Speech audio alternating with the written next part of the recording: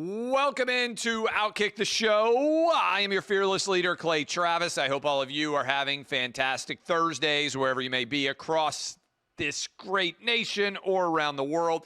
We're going to have double shows today, this show, and then we're going to immediately follow it up with Kelly Stewart and me breaking down everything in the world of college football. My picks are up. We have got a PrizePicks pick for you for college football that I believe you guys are going to enjoy. All that headed your direction, but we begin with significant news afoot that continues to be, I would say, significant. College football is here, and I cannot wait to see what is going to happen on Saturday. I know that there are a lot of games tonight. I think clearly the three best games of the weekend in college football are Texas-Ohio State, which is on Tier 1 incredible stratosphere. Second, I would argue LSU-Clemson. Third, I would argue Notre Dame-Miami, right? All three of those games are incredibly impactful. The last one of the four that I talked about yesterday, Alabama at Florida State, I'm going to go watch. It looks like it's going to be a bit of a downpour, so I'm going to be sitting out in the rain with my 14-year-old. But my Bloodbank guarantee, I'm going to give you this right off the top. My Bloodbank guarantee for the weekend is the under. I believe it's Monday night, TCU on the road against North Carolina. And I'll talk about this a little bit more with Kelly. You say, okay, Clay, why are you tapping the veins for this game? Why is it your number one favorite pick of the weekend? Bill Belichick. Bill Belichick, and I saw where his girlfriend, Jordan Hudson, they have put in a copyright claim for gold digger, which to me does not seem like a phrase that is new, but they are evidently going to do, I think I'm correct about this, bracelets and necklaces under the Gold Digger complex brand. I can't believe that she's leaning into this. She's 24. He's 73. Maybe she's 25 now. Maybe he's 74. What I am confident of is Belichick's defense at North Carolina is going to be really good. I think that Belichick's defense at North Carolina is going to be elite. And if you believe, as I do, that he is going to be able to get the most out of his defense, the under's the play, even against TCU, which historically has had a very good offense. And I would go back in time nearly 20 years. Nick Saban, year one at Alabama, before he really got things turned around, even in the year when he lost to Louisiana Monroe, the defense showed immediate improvement. And I think there are many things you can question about how Bill Belichick is going to translate to the college football universe.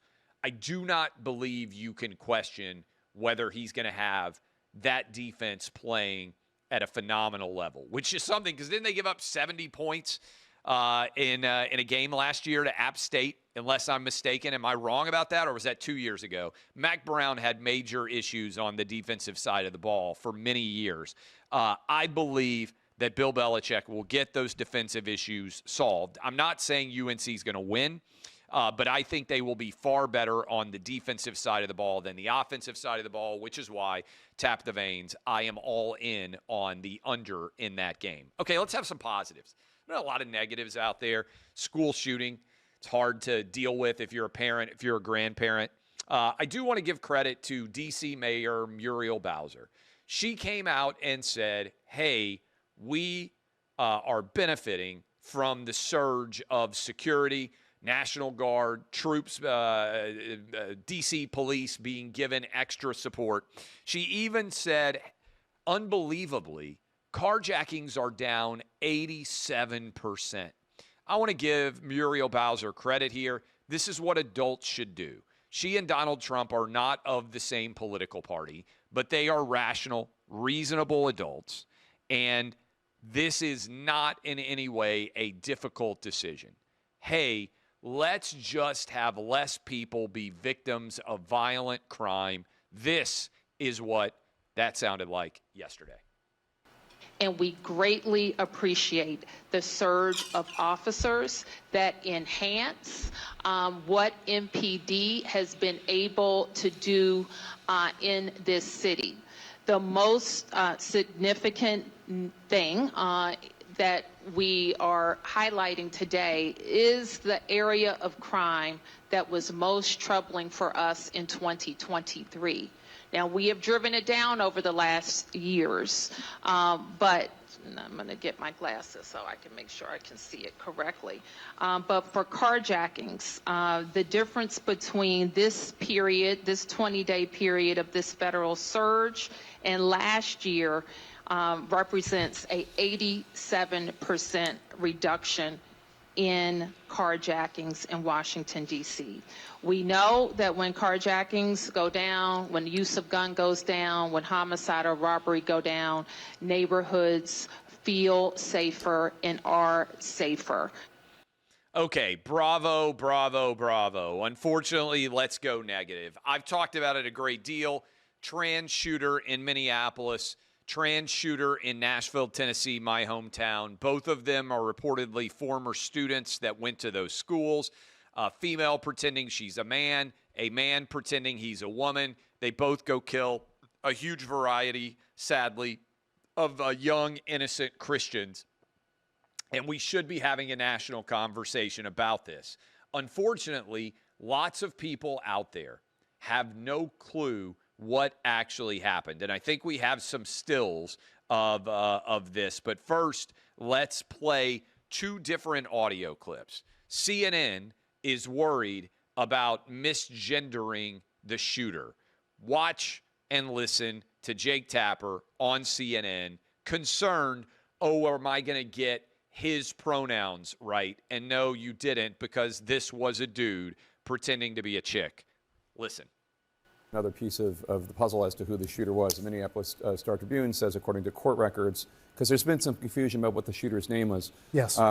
Robin Westman's mother applied to change her child's name in 2019. It was, at one point, Robert Paul Westman. Correct. But since she identifies as a female and wants her name to reflect that identification, was underage, it's now Robin Westman. If you're watching CNN, the only real reason you know this was a trans shooter is because they were worried about offending the dead trans shooter by using the wrong pronouns. This is how broken brains work. There are no preferred pronouns. There are the pronouns you are built with, you are born with and built with. You are either a boy or a girl. And this whole preferred pronouns universe needs to give up the ghost and vanish once and for all. That's how CNN was talking. This was ABC News. ABC News, which recently had to pay $16 million to President Trump because George Stephanopoulos falsely called him a rapist multiple times on air during an interview with Nancy Mace. Now, ABC News, if you didn't actually do your own research, meaning read on the internet what actual facts were out there, you wouldn't know necessarily that "Kill Donald Trump" was written on the gun in Minneapolis. That is, "Kill Donald Trump." That does not sound to me like someone who has Donald Trump's name written on the gun because they support him. Yet, if you watched ABC News, because they left out the word "kill," you might have gotten the impression that the person shooting up the Minneapolis church was actually a Trump supporter. This is failed journalism, indefensible. Watch. 23-year-old Robin Westman was able to leave what police called a video manifesto that they're now going through to try and establish motive. We've also been going through it and can tell you there are crude diagrams of the church. There are also photos of the weapons, and they include all sorts of writings, the names of past mass shooters, criticism of Israel, the name of President Trump written on the guns. There are also racial slurs, nihilistic statements, all painting the picture of a disturbed individual who carried out this mass shooting on the first week of school at the Annunciation Church in Minneapolis. I also have a couple of other examples from my Twitter feed of things that people have clearly gotten wrong, and it's been intentional, in my opinion, that they have made this decision. And I'm going to run through several of these. This was the good work of Tom Bevan at Real Clear Politics. He said CNN failed to report the shooter was trans. When news organizations routinely omit relevant facts about an incident to protect sacred ideological cows, this is not good journalism. People don't trust the media for good reason. Well said. He also says, somebody hold USA Today's beer. Their article on the Minneapolis school shooting omits the fact that the shooter was trans, but manages to include the fact that white supremacists are actually the biggest danger in the country today. And the New York Times Minneapolis shooting makes no mention at all of the fact that the shooter was trans, including, this is according to Bethany Mandel, this was the morning's New York Times morning newsletter. I read this every morning, so you don't have to. Under motive, it said, investigators said they had not determined a motive. The suspect's social media posts show a fixation on guns, violence, and school shooters. This was a man, videos she posted featured diary entries that describe the killing of children and a drawing of the church's interior. No mention whatsoever of the fact that this was a trans shooter. Mary Catherine Ham, I thought, said this well. Journalism should help people understand what happened. A woman did not commit this crime, nor was he simply a young man. He was a trans-identifying biological male with a host of apparent mental illnesses. This doesn't have to be the most important fact about him, but it's a very important fact, and leaving it out or eliding it by calling him her is anti-journalism. She does a good job writing for OutKick. She did a good job with that tweet, and the headline was, Minneapolis suspect knew her target, but motive is a mystery. I don't know. If you shoot up a Christian church and you have tons of anti-Christian writings that everyone can see on YouTube, I don't think the motive is actually that hard to figure out. And all of this somewhat ties in with the fact that Democrats are losing in a big way rationally in America. This is an AP stat. The AP polled everyone out there and said, hey, do you think violent crime in big cities is a major problem, a minor problem, or not a problem? 81% of Americans said violent crime in big cities is a major crime. 18% of the polled recipients from the AP said it is a minor crime, a minor problem. That means 99% of Americans said violent crime in big cities is either a major or a minor problem. Democrats say it isn't. 1% of the American public agrees with them. Donald Trump is trying to lower violent crime, an issue that everybody believes is in fact an issue, and yet that has not yet broken into their brains. They're on the wrong side, crazily, of a 99-1 issue. They are the one 99% of all Americans disagree with them. And again, I say this as not a Democrat, Republican, independent issue. Violent crime should go down. And as I said last night on Jesse Waters, I've said it on Clay and Buck, we should have a real significant investigation into trans medical treatments, because I think the vast majority of people who are trans, almost all of them, are suffering from a major mental illness. It is not kind. It is not kind to tell people who are dealing with mental illness that their mental illness is justified and real. You wouldn't tell a schizophrenic person, oh, you know what? I do see those invisible figures. I do hear voices myself too. You're right. You wouldn't tell somebody with bulimia or anorexia, hey, you're right, you should be skinnier. You would not affirm and validate their mental illness. In doing so, you would actually be violating your Hippocratic oath as a doctor, the first rule of which is do no harm. When you are telling someone, hey, you're a different gender than you actually are, and it is real, you are affirming their mental illness and you're making it worse. It is not kind. It is, in fact, toxic empathy to lie to people and make them worse off than they otherwise would be. Let's go ahead and do a PrizePicks read. This weekend, college football. We have got big games going on, and I have got easy winners, hopefully, for you guys featuring big stars from the college football big games. First of all, in the Ohio State-Texas game, which you are going to be seeing on Fox right after Big Noon kickoff, which I will be a part of this fall, we've got a winner for you, more on Arch Manning, more than 1.5 touchdowns, more than 1.5 touchdowns from Arch Manning. Also, more than 83.5 receiving yards for Jeremiah Smith. So I think Arch Manning gets you a couple of touchdowns. These have to be passes. Jeremiah Smith gets you more than 83.5 receiving yards, okay? And I'm also going to go to the Tennessee game, and I am going to say that Deshaun Bishop, who is the one of the new running backs who will be playing a lot of snaps for Tennessee, helping to replace Dylan Sampson, that he is going to have more than 1.5 rushing, receiving touchdowns.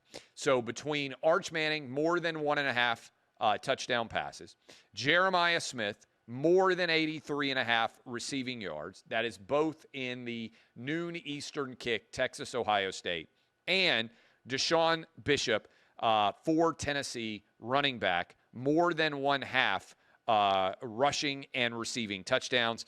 If you take this and we hit, you go to prizepicks.com, use code OutKick, $5 turns into $50. You can play in Texas, you can play in Georgia, you can play in California, you can play all over the country. 4-to-1 payout. That means if you play $5, we hit, you get back $20. But just for playing $5, you get $50. If you use code OutKick, you will be well on your way to getting hooked up there.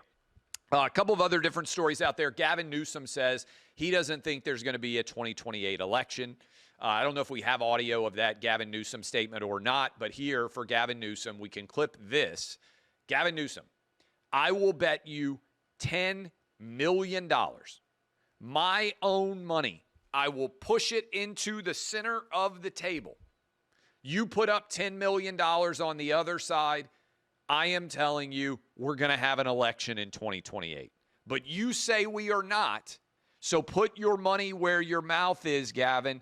I'll even let you use rich donor dollars since I'm not sure you have $10 million yourself. My money's in the table. Match it. Put up or shut up, Gavin. You are lying about this. And when you keep saying, oh, we're not going to have elections, Donald Trump is a dictator, you actually create situations like the attempted assassinations of Donald Trump, because certainly in the case of the second assassin, he was directly acting because he thought Trump was a dictator, because he thought Trump was Hitler, and he believed he needed to remove him from the national stage. That is a direct consequence of arguments like the one you made, which is somehow predicated on the fact that Trump is selling Trump 2028 hats. You moron. Finally, ESPN has fired Doris Burke. Demoted, I think, is the phrase that has been put in place there. They have replaced her with Tim Legler. Beth Mowins, you're next up, I hope, because it feels like to me every single time I want to watch a game early on a Saturday, somehow Beth Mowins is always calling it in her leather jacket. Doris Burke, demoted, replaced by Tim Legler. Maybe, after all, sanity is returning. 2 years ago, by the way, UNC 40-34 was the game I was thinking of. 2023, all those games run together. Bloodbank guarantee the under in that game. 11 other picks, 12 total that I am going to break down for all of you with Kelly Stewart, a.k.a. Kelly in Vegas, momentarily. But first, I am going to jump in and respond to some of your questions. Let's see. Let me get the most recent. Here they are. Questions.